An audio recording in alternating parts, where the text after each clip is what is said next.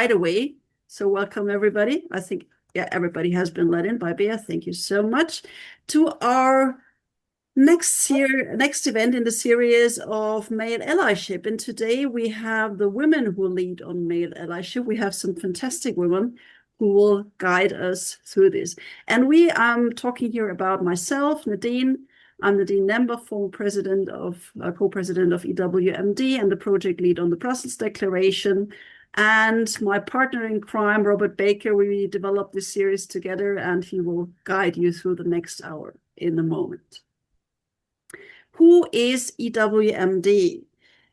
Some of you might know us. I already have seen some names. I know some members and friends. For those of you who haven't met us yet, we are European Women's Management Development, or if you want the easy to remember version, Every Woman Makes a Difference. You can see here our vision and values, and that fits perfectly with today's topic when we're talking about the male allyship, because we are talking about a world where we support each other, where we want to shape our businesses, we want to shape politics, society, we want to be inspired by diversity, integrity, and inclusive leadership. And the really important part here is together. It's trust, it's respect, it's diversity, it's equality. And we are absolutely convinced that to do this, the only possibility we have is if women and men do this together. I heard a few years ago from a speaker at another event, something that really touched me and that I will never forget. But she was a woman of color, and we were talking about intersectionality and stuff like that. And then she told me, you know what? After all, it was white people who ended slavery. At first, I was a bit like, oops, okay. But then after thinking about it, yes, she is right. It was white people who ended slavery. It has to be men who maybe not end the patriarchy, but who help us along the way, who also see that there are a lot of benefits for all of us when we talk about an equal world. To give you a bit of a closer idea of, I already told you who we are, but also where we are currently located in 11 countries. That gives us 18 local chapters, 17 corporate members, so companies who believe in our mission and what we're doing. We're 780 individual members distributed along those lines. So welcome to this series. We only have 1 hour. We already have a slight delay. So I will hand over directly to you, Robert, who you will lead us through the next hour. So the stage is yours, Robert, please. Thanks, Nadine. Hi, everyone. Apologies, firstly, some glitches this morning meant that my video is not working, but you've got a nice picture, hopefully, of me there to accompany my speech right now. So just wanted to very quickly run through the agenda. We're going to have a few words of context, but then we want to get on to the meat of this session, which is the panel discussion with 4 amazing women. And then we're going to have an audience Q&A, chance for you to ask a few questions that you might have in your mind. And finally, Nadine's going to come back with a call to action, because nothing's going to change unless we use what we learn on the call today and put it into action. Just what the objectives are. Nadine mentioned the Male Allyship series, basically. Very quickly, you can see here, we thought a while ago, really, that EWMD would be a perfect sort of partner for this alongside myself. And so we were really aiming to increase the awareness of the importance of male allyship and support, or move the focus rather from supporting women to basically how we partner together to change the system. And what we wanted to do was bring to you some global thought leaders on male allyship, and we've been doing that already. We've got some more planned. We're going to give you some ideas, hopefully today, and also some resources to help build allyship in your organization, which will increase the engagement of men as allies and hopefully then improve the outcomes for women, men, and for everyone. So hopefully you all feel that those are good objectives for us to have. And what we've got coming up, and we've already had 3 in this series, and today's is fantastic. We've also got some coming up. So mark your diaries. We'll send you the dates for men leading on caring responsibilities and all these other great topics that we're going to be covering in the upcoming series. So I hope you'll keep with us as we go through this really important journey, and then really ending on this fantastic topic of working together to drive change. So looking forward to exploring all those and then thinking about how we work together. Now, today, I'm delighted to talk with four amazing women about the women who lead on male allyship. We heard in the very first one of these series about the men who lead on male allyship. So it's great that we've actually got a chance to focus on four women who are leading in this space, and we're going to learn, I think, a lot from them. So we have Hira Ali, who's author of Her Allies and a well-known workshop leader on allyship. We have Lynn Blades, who is founder of Legacy Leadership and an executive leadership coach, who also leads on allyship. We have Isabella Lenarduzzi, founder of gender consultancy Jump, which runs some of the most developed allyship programs in Europe.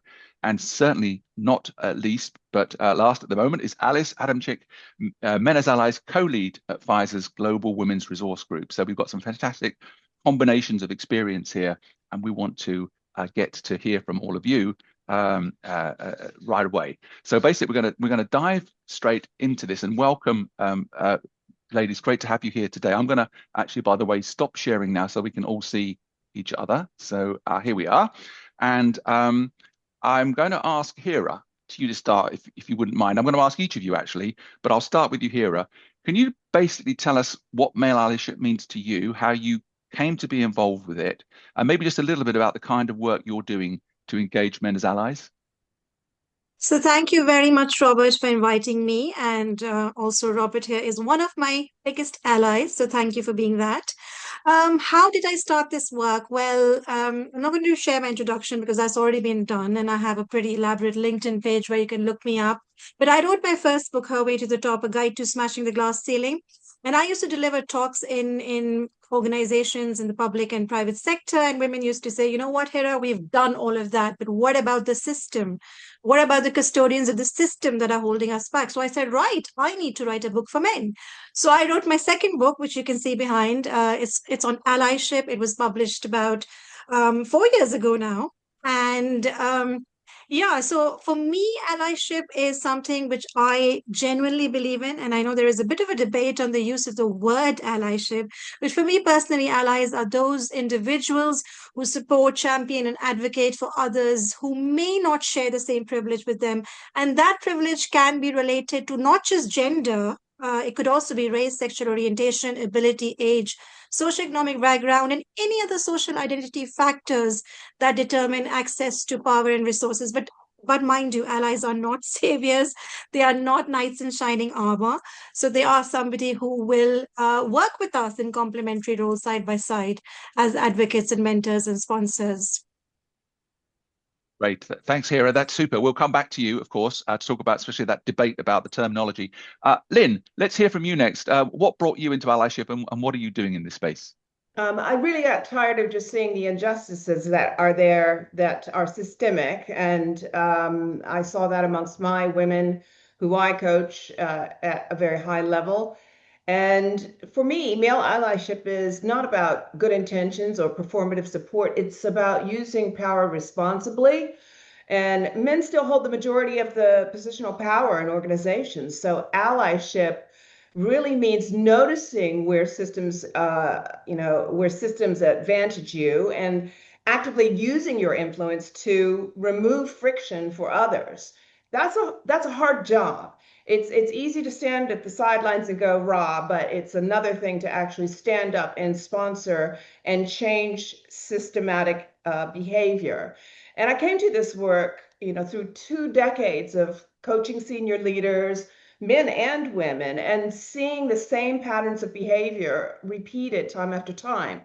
And women were being developed, men were doing the promoting, and that disconnect really makes a difference. So my work focuses on both the individual male leaders and organizations themselves, because it has to be this collaborative piece of work with individuals, understanding the awareness of bias and sponsorship and behaviors and decision-making under the pressures that we live in today. So this is an incredibly important thing. We as women cannot get ahead without the men in power.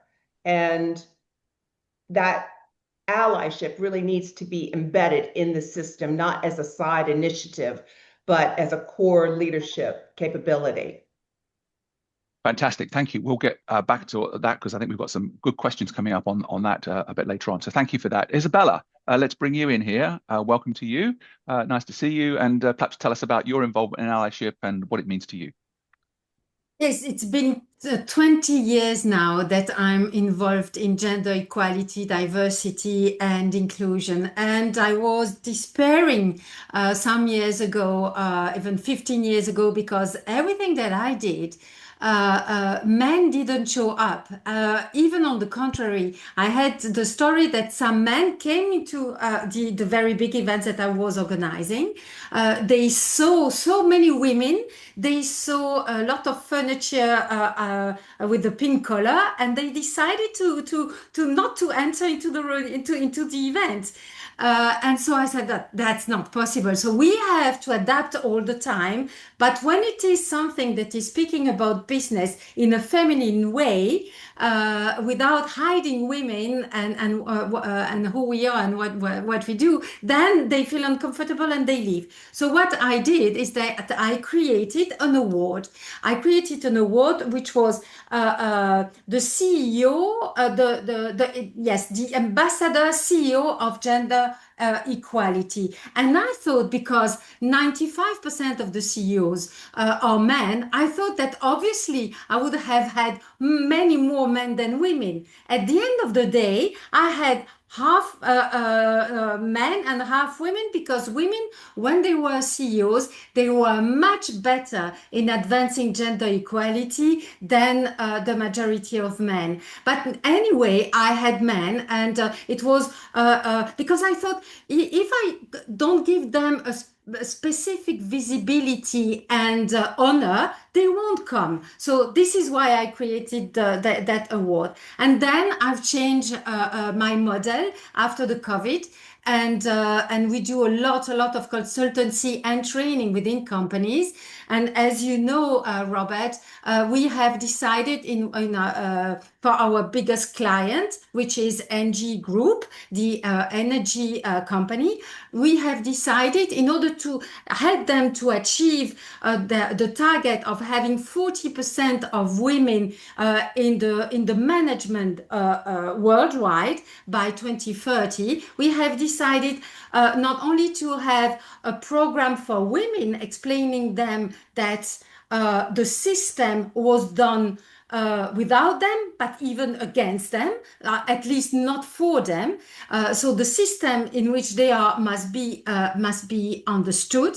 But doing that, I said I want to have a specific program of training for men, because they need to be accountable. They are the real people that will and that need to change the system. Otherwise, you know what? It's a war of the sexes, like the War of Roses, and I don't want to achieve that. So we need to embark men, and we have really great results.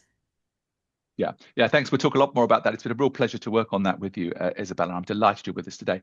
Alice, we want to bring you in now at Pfizer. Obviously, we've done some work together as well, but you're doing some great stuff. But just tell us a bit about how you came to be involved with Male Allyship, your role there, and the kind of role and the kind of work you're doing on this. Sure. Thank you, Robert. And first, I'm very grateful to be part of such a great panel today and talk about allyship with all of you. So first, for me, allyship it's a verb, right? And some of the panelists already highlighted it really nicely. It's a verb, and it's I notice, I name, and I nudge the system. And the work I do as a passion project, being part of Men as Ally, which is a resource group within Pfizer for the global remit. So I co-lead that work with a male co-lead, and our focus is really to deliberately making allyship tangible across 3 levels. The interpersonal one, so helping men and women to really kind of show up day to day. Public, so engaging leaders to use their voice to influence, and also systemic. So we also discuss some specific processes in place and challenging then where we can. So that's the work I'm passionate about, and that I mainly focus on. And really, it's focus on not fixing the women, but fixing the conditions in which really talent is leveraged and recognized. Fantastic. Thanks, Alice. Well, it's great to have you with us. And we'll come back to you on a few things in a minute. Let's just get this debate about the terminology out of the way. Hira, you referenced that. And while we were setting this up, we did a LinkedIn post, and Cass Cooper responded to my LinkedIn post. And she said, well, allyship implies that men have all the answers when they actually just have all the access. And they really need to sort of step up as co-conspirators in the system. So you could have written her co-conspirators instead of her allies, Hira. So what's going on with the terminology here? Is it a problem? Do we need to fix it? Well, look, Robert, so since I wrote my first article on allyship in 2019 in Forbes, and I remember a lot of people were talking about allyship at that time, and then I published my book, and since then I've done dozens and dozens of training programs. I've launched allyship in different organizations. And yes, while a lot of people support, there has been mixed response. I would admit some people say, why are we calling them allies? And a lot of people have come up to me and said, I don't want to be called an ally. This is patronizing. And you know my take on this, Roberts. For me, well, yes, I've written a book on it. I have a LinkedIn page on her allies. But I personally believe that terminology is irrelevant. It doesn't really matter, right? You can call yourself whatever you want. There has been backlash for various reasons. But terms and vocabulary, it's meaningless. It's the actions behind the terminology that matter, because we all know performative allyship can be good if intentions do not translate into meaningful action. So we really need allies who are making sure that it's reflected not just in public statements, but in private actions too, who have integrity, who have humility. Okay, thank you. And Lynn, I'm going to bring you in here as well on this terminology piece. What's your thought on that? Well, quite frankly, I'm less attached to the word than I am to the behavior. Whether we call it allyship, advocacy, co-conspiracy, the question is, are men willing to spend social capital, political capital, and sometimes personal comfort to change outcomes? When I'm standing in front of Chelsea football team as a woman of color, and I'm looking at that very, very male environment, and I'm saying, are you going to be my co-conspirator? I almost feel like they're going to look at me and go, well, yeah. So I'm like, are you actually going to behave in a way that is going to make a difference? And I think it's really about the men not having all the answers, but they do need to recognize that access without action changes nothing. And that's really the key to it all. Effective male allies move far beyond listening and into sponsorship and policy influences and decision accountability. And that's what really counts. So you can call it anything you want. I'm just like, give me what I need. Help me to be able to have access to what I deserve so that I can live up to my potential.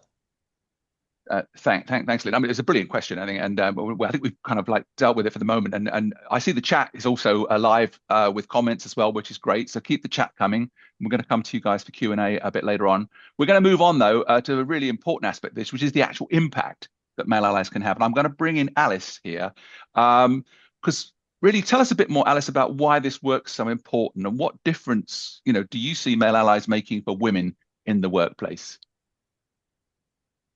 So, I mean, ultimately, it's only when men change that the systems will change faster, because, there's still a disproportionate proportion of leaders, male leaders. And so they share the power formally and informally in organizations. So, for us, this is why, if we name... Using allyship really also help us to name the power dynamic existing and recognizing it. And hopefully, and this is really the focus, is helping redesign the system with them. So, this is our belief that we need to collaborate. We need to have more men. And the positive message I would like also to convey to come back what Isabella was saying and referring to her experience 20 years ago. I feel that more and more men see the benefit, not just for the women, but for themselves, the benefit of what, being an inclusive leader. So there is progress, there is more advocacy, and more actions, tangible actions being done. So one key project I'm leading on here, for instance, is a mentoring program that is supporting male mentees to be mentored by senior female leaders to really kind of make sure that they benefit from their wisdom, but also their different experience of progressing and growing within a big organization. Yeah, super. Well, we're going to come back to some specific actions. I want Isabella to bring you in as well. Why is the work so important, and what about this difference that male allies make for women in the workplace? Still today, we are called by women in order that they are asking us help in order to change the system, the processes in their own company, because they feel it is not fair. They don't understand really why, and of course, the leaders have asked them to change the system. And so as women, they are already so much under pressure. They need to navigate biases. They feel scrutinized. They are most of the time isolated. And here, again, another pressure. You need to change the system by bringing us more women and achieving more balanced leadership. This is not fair. This is absolutely not fair. So we need to bring along men, because the real responsible are men, and they need to understand why and what is at stake, and they need to understand how to change the system for themselves, like exactly you were saying, Alice, for themselves, but for the organization. And they need to understand why it is strategic for their organization. And then really things change, because most of the humans, not only men, have good values, have positive values. They want to be ethics. They want to ethical. They want to be generous people. They think they are fair. But when only they understand that the system they are feeding is not fair for all, then they can decide to behave in another way and to be part of the solution. So this is really the impact. Okay. And someone in the chat was asking about specific examples of where you've seen allyship action from a man. Is there any one of you want to kind of comment on that? I mean, certainly I know from the coaching that I've done with men, where I've seen them, for example, intervene in selection processes to make sure that there are women candidates in the selection pool, and suggested that they need to go back and revisit it again. So I've certainly seen some very up close examples of male allyship. Is there anything any of you wanted to particularly point out and say, hey, I saw a man do that and I thought that was really good?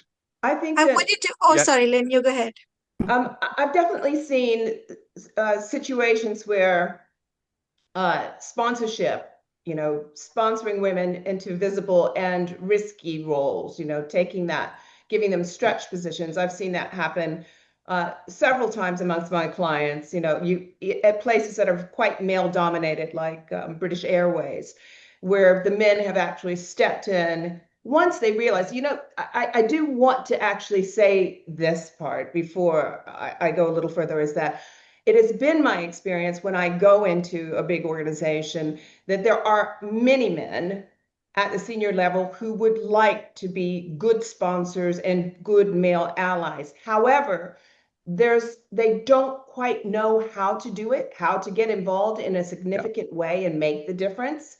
And once you point these things out, what seems obvious, they can actually act on. So interrupting biased decision-making in real time, sponsoring women, normalizing flexibility and humane leadership without penalty, and really challenging updated norms.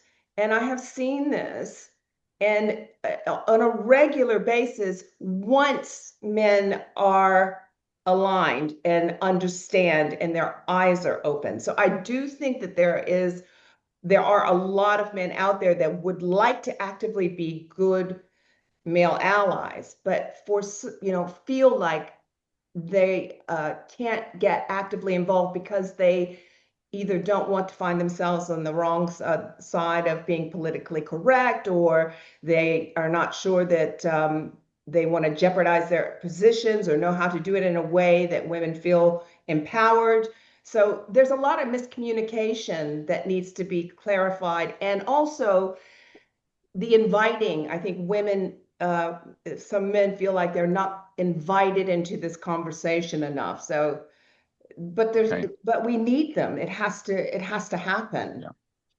Yeah. Okay, thank you for that. And Hira, I know you would. Thanks, Lynn. I know, Hira, you were trying to dive in here too. Is there something you want to add?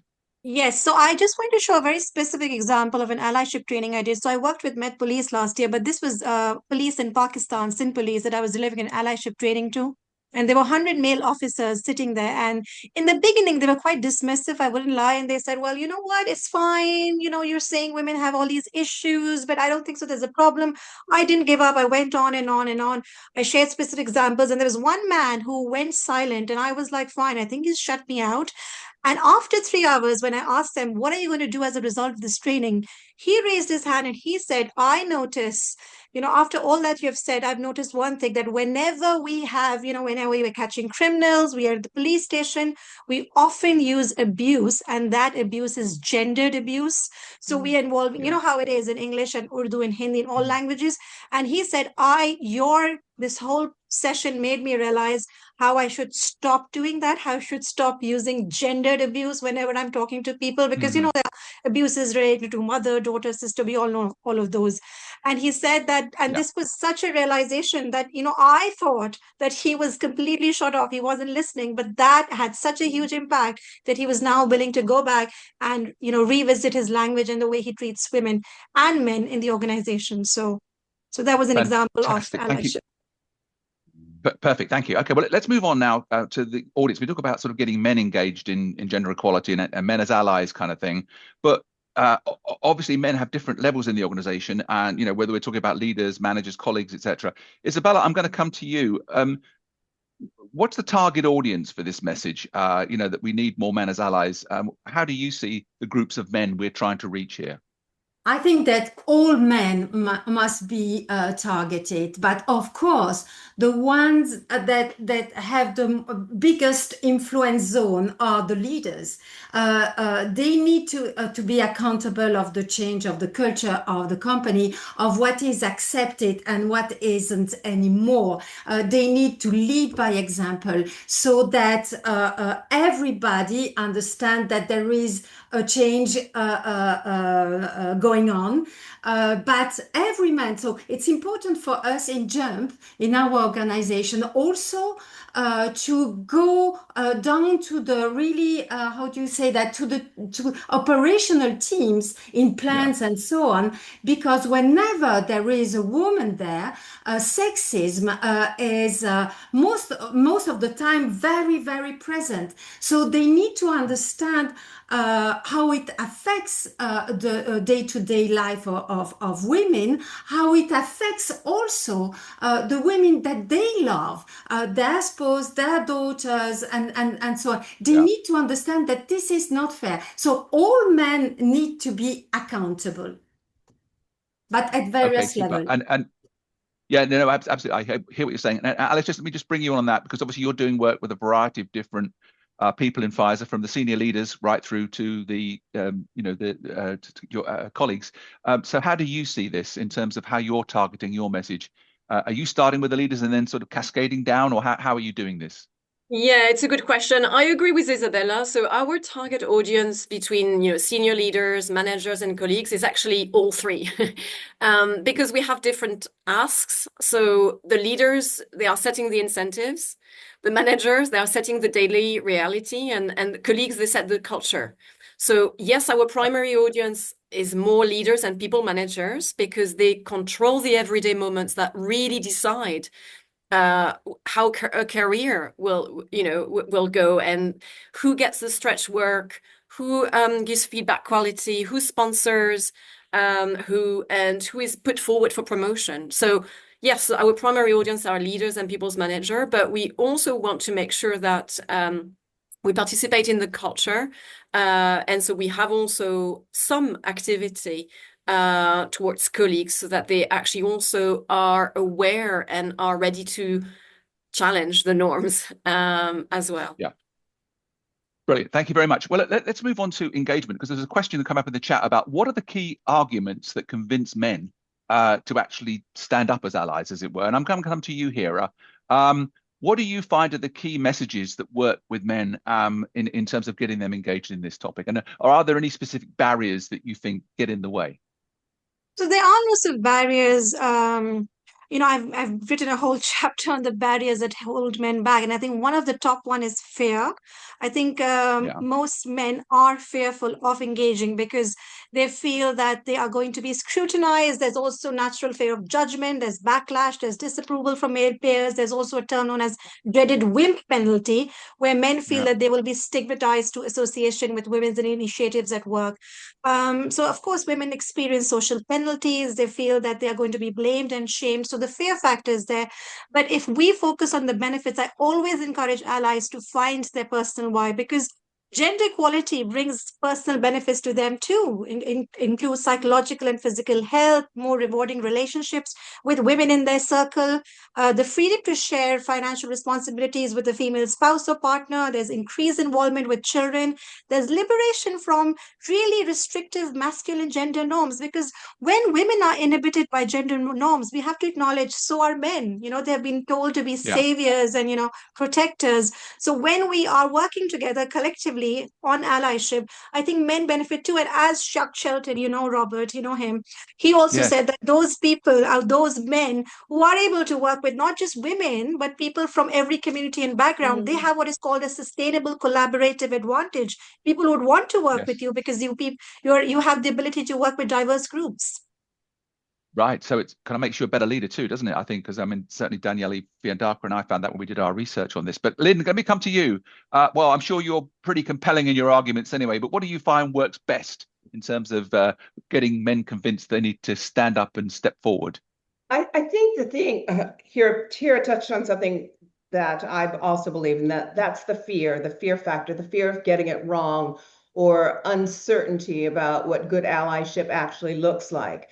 And also today, there's fatigue from polarizing gender conversations and this belief that this work will cost them their status. But if you really look at it from a very practical point of view, if you can get men to understand, senior men in particular, that if you have this diversity, especially at the top, and have that trickle down effect, your bottom line is going to increase significantly, because diversity will increase the bottom line. So if you just want to look at it in a very practical way, that is a great argument. So that can remove so many of those barriers that I just looked at. And once men understand that allyship is really about, as you said, better leadership, not self-erasure, then engagement does rise much more quickly.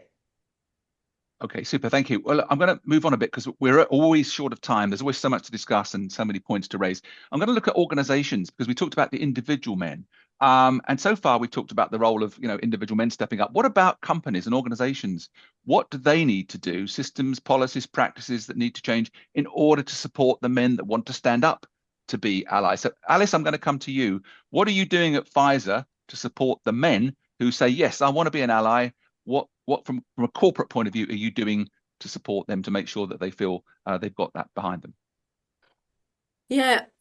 So, I mean, first, I think the important thing to think, and this is what we've been saying since the beginning, is that we don't train a bias out of humans, right? We'll design bias out of systems ultimately. Mm-hmm. So, where we still can improve is how we change the machinery of opportunity, really. So the work I'm doing within the resource group is really raising awareness to leaders on the potential high impact moves, depending on where we stand. And so the three that we have, we talk a lot about. One is sponsorship. So we mentioned it earlier, right? So make really sponsorship a system and not a hobby. and how we formalize it, measure it, and protect it, but also make sure that there's a broad scope of people being looked at. The second one is redesign the talent processes as well. How we have a more equitable kind of promotion and performance processes. So that's the second one. And the last one is very much also making inclusion really visible, and making sure that we raise awareness about, ask the question, who is missing? Track outcomes. Yeah. Bless you. Sorry. And of course, I mean, I think when we're talking about inclusion, making inclusion visible, I mean, when you look at that, we're going to bring in Isabella here to talk about this as well, because what do you see companies need to do? How could companies, let's pick that up with you. How can companies make inclusion visible, and what can they do to support allies, basically? Yes, allyship is one of the many elements that need to be put in place in order to achieve a change.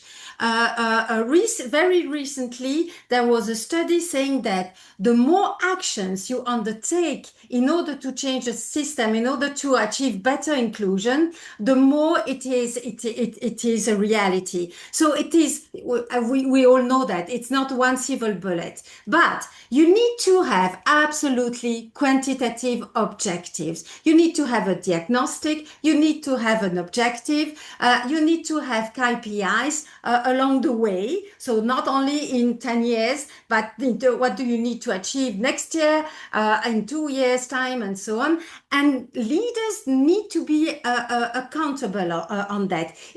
Once again, in NG, but also in other groups where we had the opportunity to have a very deep work together with them. The leaders the bonus of the leaders were linked to the achievement of these KPIs of gender balance, and also of these elements of, the diagnostic. So you make a survey on the feeling of inclusion, and the bonuses are linked to the results of their team.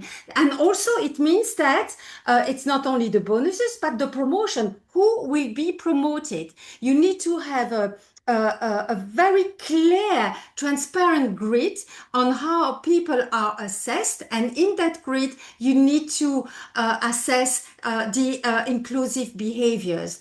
And that helps, of course, a lot. So it's really a set of multiple actions, but strategic actions that need to be undertaken.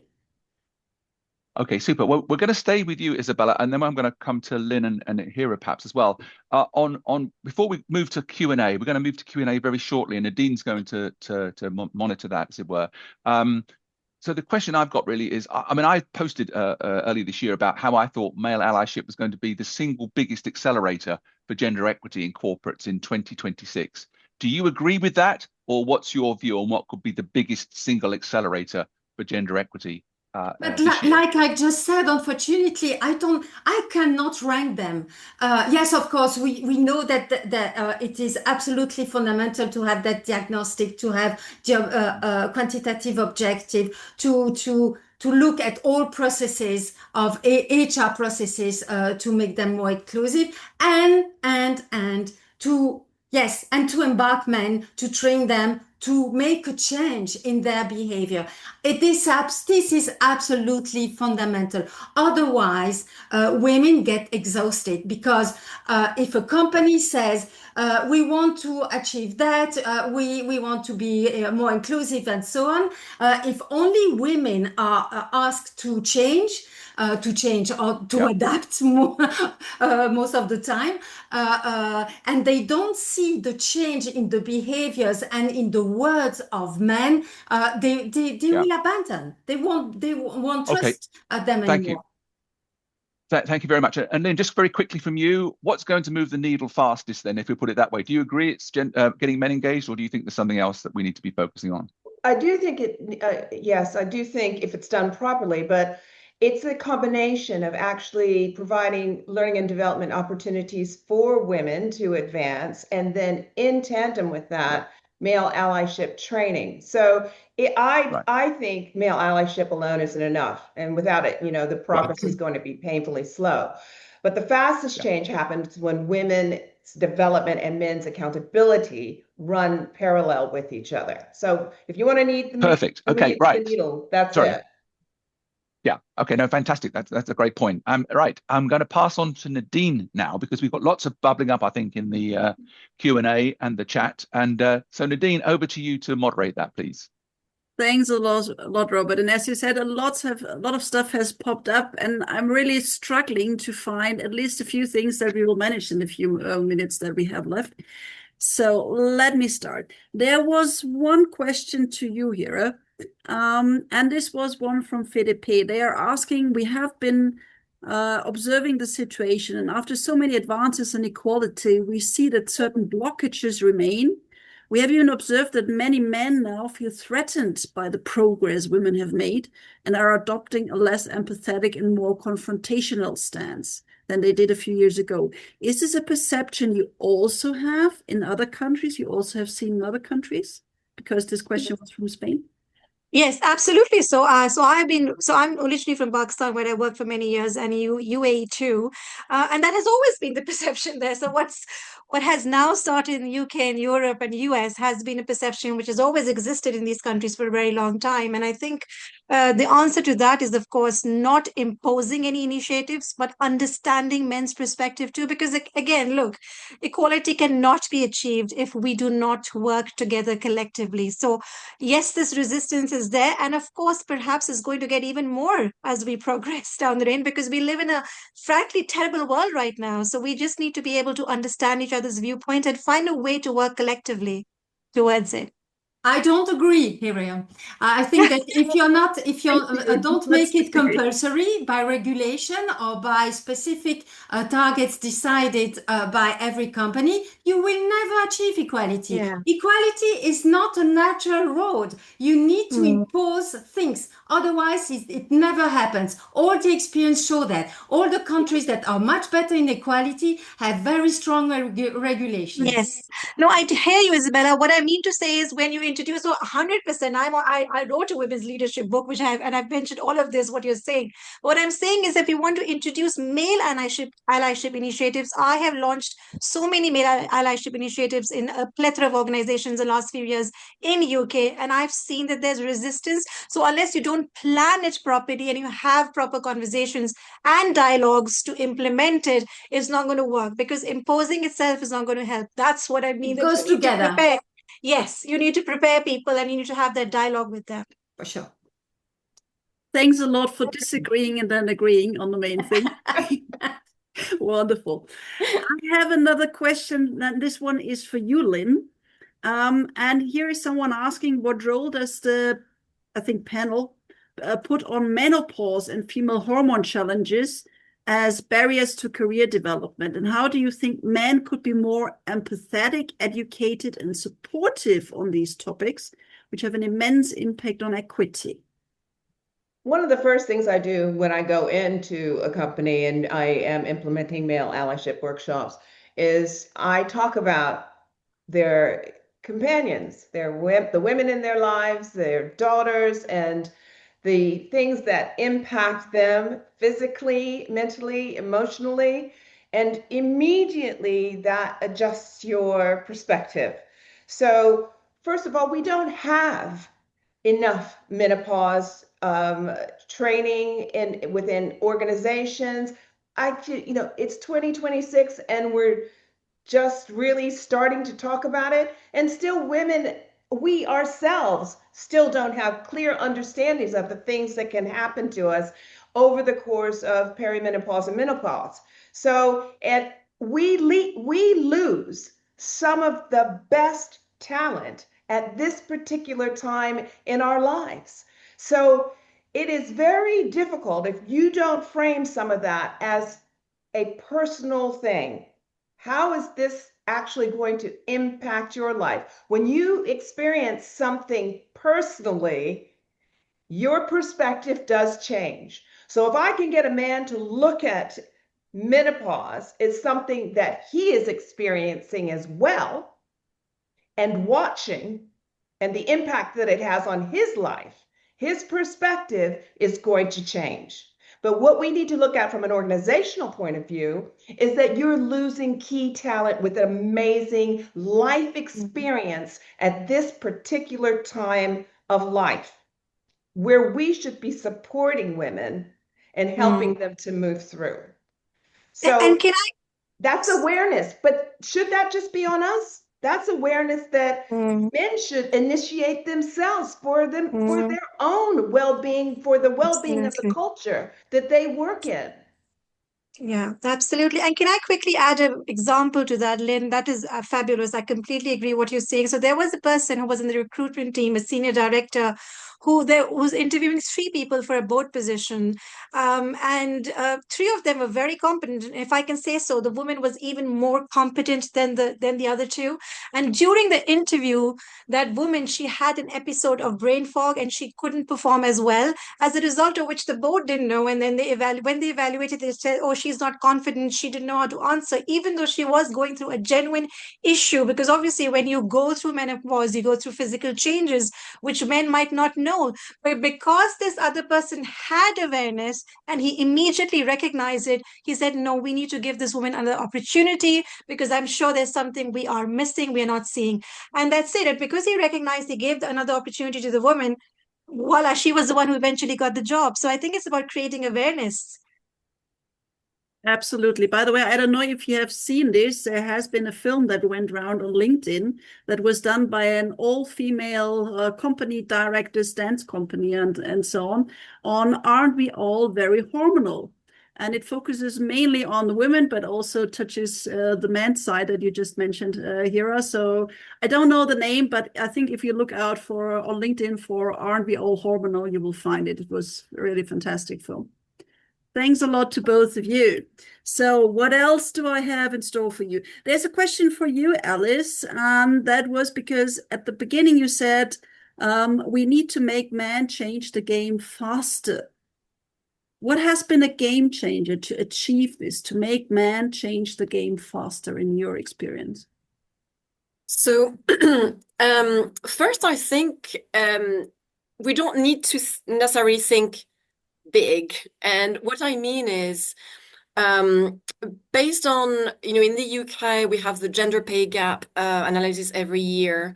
And based on that transparency that we have every year, that really challenges this thinking. And we, within the organization, also notice that where the biggest hurdles are in terms of female development is actually in the role between being an individual contributor and becoming a people's manager.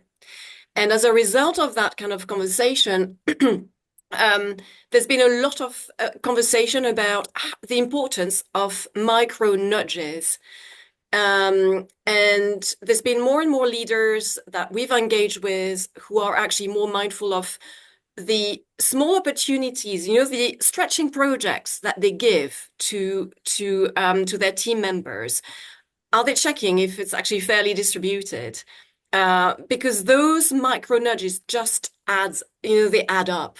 So it not necessarily, we don't always necessarily need something big. And I think this is also a positive message to end on, which is, maybe the biggest wins are actually us being really paying attention to the details and making sure that when you are in a position of power, be it, for instance, a people's manager, you're choosing very carefully how you stretch and provide micro opportunity for your team members to grow. So I think what I've seen so far is that people respond really well. Leaders respond really well to this because it feels they can make, an impact quite easily, but also quite rapidly. And ultimately it will add up. Great. Thanks a lot, Alice. Isabella, now I need you. You were talking earlier about strategies, strategic reasons. So what are the strategic reasons you give to men that they have to change the system? Because they think they want to be good persons. they want to have a positive impact in the world, by beginning with their family, their company, and in the world, of course, like everybody else, and thanks God. But they need to understand that, unfortunately, it is not the case. We are not as good people as we think. Even for me, we are sexist. I am sexist. I am racist because I was born and educated in a system that has ingrained all this discrimination in my head. And so it's a day-to-day work to be the person I think I am, but I'm not. And even if I'm an expert in D&I. And this is the crazy thing about our job altogether in the panel today, is that unfortunately, we are going towards people saying, you are not the people you think you are. If you don't understand systemic inequalities, that the system is not fair, and if you're not really part of the solution in every day for yourself and for the others, then you're not the person you think you are. And you're part of the problem and not of the solution. And that might really nourish a lot of resistance. It's not, our job is really not easy. Thank you for speaking the truth. I Couldn't really agree appreciate that. more here. Real truth. Okay. Nadine, I think we agreed we need to leave a few minutes at the end here for one final question for the panelists, and then really a call to action. So let's just move to that question, if we may, because I wanted to end on a positive note, to really ask each of the panelists, starting with Lynn, what gives you hope and optimism that we can engage more men as allies? We talked about some of the challenges, but if we think about this year ahead, what gives you hope that we can actually pull that off and get more men? As Vince pointed out, there aren't that many men on this call. What would your optimism be, or your hope be, that we can, can achieve more men engagement? You know, Robert, I'm a glass half full person, but we are living in very difficult times, and all of us are on shifting sand. But when I see in my own microcosm men who are making the effort to equalize and to support and sponsor, that gives me hope. It's the small messages, the small movements that are consistent and are followed through that makes me believe that we'll get there. Damn, it is taking too long, and that we are not going to have financial equity for our daughters for another 100 years, which makes me really angry, and that we have trouble understanding the importance of equity, but I still have hope because I see around me men who want to make a difference. Thank you, Lynn. That's great. And Hira, coming to you in a popcorn style answer, if you know what I mean, what gives you hope and optimism that we can engage more men this year? Well, Robert, I entered this world of allyship because I do believe in the power of men as partners in creating a safer world and the potential to support the fight for gender equality. And it's frankly men like you, Robert, allies like you, who give me hope that, you are here hosting this all-women panel to talk about allyship. So if we could get more of you, then perhaps we can hope for a change to happen faster than later. Right. Well, thank you. I'm glad I'm actually not, my video's not working. You see me blushing terribly here. Alice, I'm going to come to you. What would you say about your source of hope and optimism for getting more men engaged this year? Yeah, so I have two popcorn of optimism for you guys. The first one, I would say I'm optimistic because we know what works, and so the design, how we can formalize sponsorship and measure outcomes. So it is achievable, and that's that's good because we have already a lot of levers that are known and we can leverage. And the second popcorn of optimism is what I see in the day-to-day work that I do with that passion project with Men as Allies is that there's more and more men who are first completely convinced that it's good for business, but also that allyship and inclusive leadership make them better leaders. And they like who they become as a result. Yes. So these are Love my that. two Okay. sources of optimism. Yeah. No, I love that. And Isabella, final popcorn answer from you, please. You know that I'm not good in popcorn. Huh? I'll I try. know. I was dreading it. Yes. So I do my best. I think that the first thing is that we have never had an era where young women were so educated about so educated and so much feminist. They know that the society is against them. And they understand what is at clue, and I don't think that people will be able to cut their wings that they acquired thanks to the previous generations like us. But so this is a hope. The other hope is that at the COVID time, I must confess that I thought I would have lost everything, that people would not be interested anymore in D&I. And then I've discovered that on the contrary, the companies were so much looking to have more retention and more engagement for people, that they were counting on D&I to make a change. And I think that here, because human resources are even much more important than capital providing, for example, for the success of a company, we need team cohesion. And because we have 60% of women that are how do you say, that have a higher degree, so it means we are the biggest talent pool in our societies. So it's very important to attract them and to retain them and to deliver the same respect and dignity to everyone. Super. Thank you very much. Now, unfortunately, with all of the great discussion we've had, we're kind of out of time. So not really much opportunity to say anything else. I think Nadine is going to finish on the call to action. Yeah, I'm going to leave you with Nadine because I've actually got another call starting right now. So Nadine, it's over to you. Thank you all for being here. I'll see you all again next time. Nadine, the floor is yours. Thanks a lot, Robert. And thanks a lot to our fantastic panel. And picking up your point, Isabella, I think you did a lot in educating everybody who was present here on what's possible, what works, as you said, what changes people's minds and people's behaviors. So thanks a lot to all of you, to our completely fantastic panel here. What else can you do? First of all, post about our event today, spread the news, educate others, inform others, make them aware of things. Reflect on how can you promote male allyship in whatever role you're having. There's for sure is a possibility. Please do share our mission and messages, also here to keep people informed and aware, and keep in touch, because you saw the list that we devised on other ideas we have on possible male allyship events that we are planning for the future.